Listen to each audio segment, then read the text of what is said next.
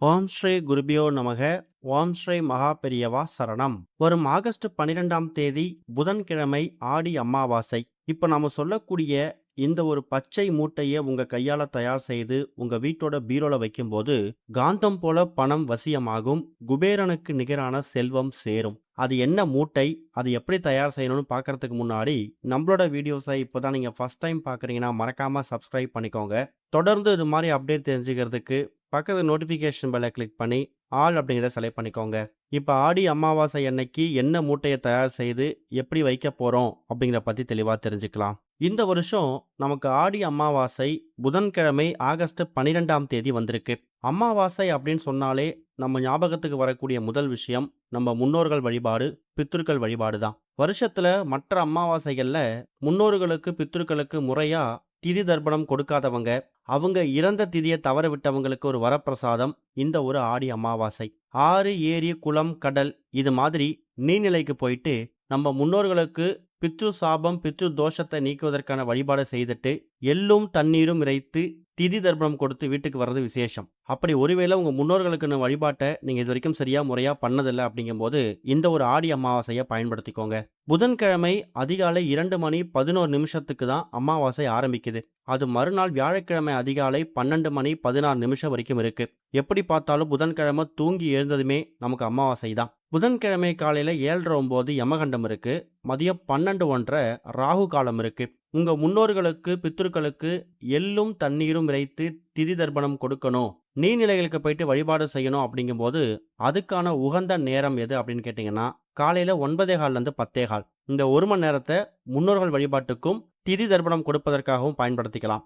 அதே நேரம் வீட்டில் உங்க பித்ருக்களுக்கு அமாவாசைக்கான படையல் போடுவீங்கல்ல, அவங்களுக்கு பிடித்த விஷயங்களை சமைத்து இலை போட்டு படையல் போடுவதற்கு உகந்த நேரம் எது அப்படின்னு கேட்டிங்கன்னா 12:01 ராகு காலம் முடிஞ்சு 1:30 மணிக்கு மேலே இலை போட்டு படையல் போட்டுக்கலாம். அமாவாசை சம்பந்தமான பதிவுகளில் நம்ம அடிக்கடி சொல்றது, எக்காரணத்தை கொண்டும் கணவர் இருக்கக்கூடிய பெண்கள் அவங்களுடைய மாமனார் மாமியாருக்காகவோ அப்பா அம்மாவுக்காகவோ எள்ளும் தண்ணீரும் இறைத்து திதி தர்ப்பணம் கொடுக்க கூடாது.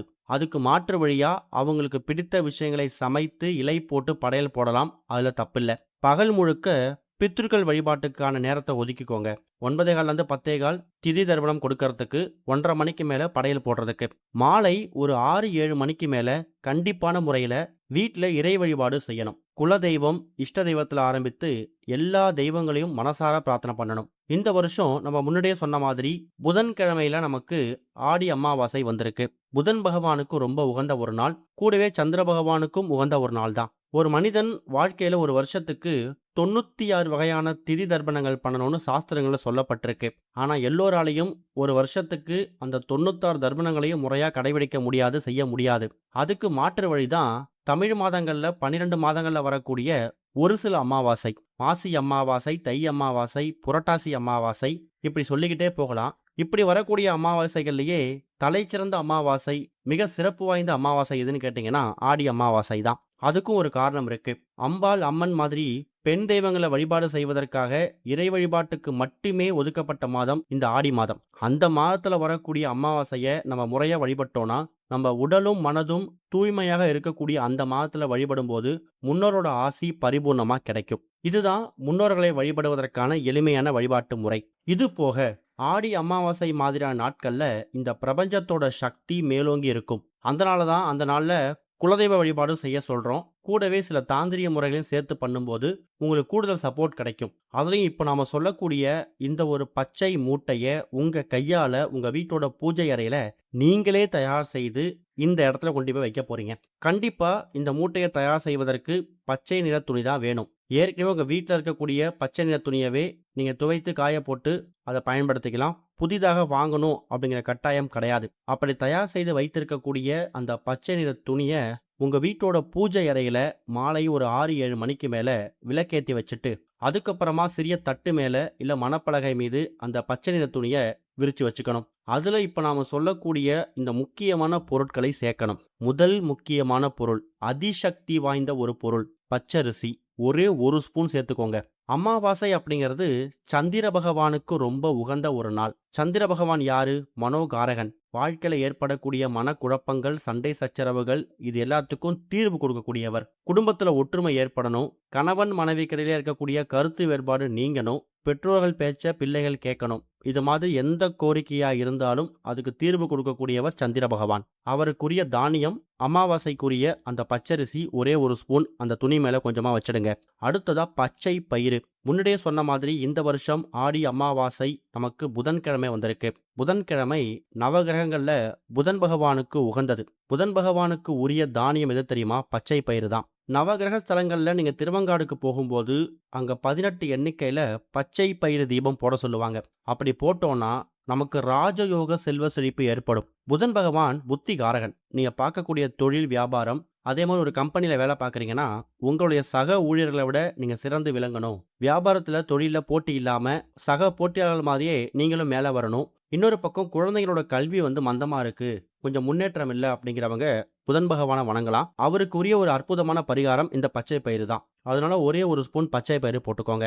அடுத்ததா ஒரே ஒரு துண்டு பச்சை கற்பூரம். பச்சை கற்பூரம் அப்படிங்கிறது மகாவிஷ்ணு, மகாலட்சுமி தாயார் இவங்க 2 பேரும் சேர்ந்து வாசம் செய்யக்கூடிய ஒரு பொருள். மகாவிஷ்ணு இருக்கக்கூடிய இடத்துல மகாலட்சுமி தாயார் தானா வந்துருவாங்க. அதனால ஒரே ஒரு துண்டு பச்சை கற்பூரம். அடுத்ததா கிராம்பு. கிராம்பு அப்படிங்கிறது காரிய தடை நீக்கி. வீட்டில் ரொம்ப நாட்களாகவே ஒரு விஷயம் நடக்கவே மாட்டுது, தள்ளி போயிட்டே போகுது. அதை ஆரம்பிச்சாலும் சரியா முடியாம பாதியிலே தடைபட்டுறது. அப்படி ஏற்படக்கூடிய தடைகளை தகர்த்து எரியக்கூடிய சக்தி கிராம்புக்கு இருக்கு. ஒரே ஒரு கிராம்பு போட்டா கூட போதும். அடுத்ததா ஒரே ஒரு அன்னாசி பூ. அன்னாசி பூவுக்கு வசீகர தன்மை அதிகம் இருக்கு. அன்னாசி பூ பக்கத்துல எந்த பொருளை வச்சாலும் அது வசியமாகும். பணம், பேரு, புகழ், செல்வம், தனம், தானியம் எந்த விஷயமா இருந்தாலும் அதை கவர்ந்து இழுக்கக்கூடிய சக்தி அன்னாசி பூவுக்கு இருக்கு. இப்போ நம்ம சொல்லியிருக்கக்கூடிய எல்லா பொருட்களையும் சேர்த்துட்டு அது கூட லட்சுமி குபேரருக்கு உகந்த ஒரே ஒரு சில்லறை நாணயம். அது எவ்வளோ ரூபாய் இருந்தாலும் பரவாயில்ல, ஒரே ஒரு சில்லறை நாணயம். இப்படி இந்த எல்லா பொருட்களையும் அந்த பச்சை நிற துணி மீது எடுத்து வச்சு பூஜை அறையில் பூஜை பண்ணிட்டு அதுக்கப்புறமா அந்த ஒட்டுமொத்த பொருட்களையும் அந்த பச்சை துணியோட சேர்த்து இப்போ நீங்கள் வீடியோவில் பார்க்குற மாதிரி ஒரு மூட்டையாக தயார் செய்யணும். தயார் செய்திருக்கக்கூடிய அந்த மூட்டையை உங்கள் வீட்டோட பூஜை அறையில் ஒரு 10 நிமிஷம் வச்சுட்டு அதுக்கப்புறம் உங்களுடைய வலது உள்ளங்கையில் ஏந்திக்கிட்டு எங்கள் குடும்பத்தில் ஏற்படக்கூடிய எல்லா விதமான குழப்பங்களும், சண்டை சச்சரவுகளும் தீரணும், பொருளாதார முன்னேற்றம் ஏற்படணும், கடன் பிரச்சனை தீரணும், வாழ்க்கையில் செல்வ செழிப்பு ஏற்படணும்னு சொல்லி குலதெய்வம், இஷ்ட தெய்வம், சிவபெருமான் கூடவே புதன் பகவான், அது கூட அமாவாசைக்குரிய சந்திர பகவான் இவங்க எல்லாரையும் மனசார பிரார்த்தனை பண்ணிட்டு குறைந்தது ஒரு அரை மணி நேரத்துலேருந்து 1 மணி நேரம் மறுபடியும் அதை பூஜை அறையில் சுவாமி படத்துக்கு பக்கத்தில் பொதுவாகவே வச்சுடுங்க.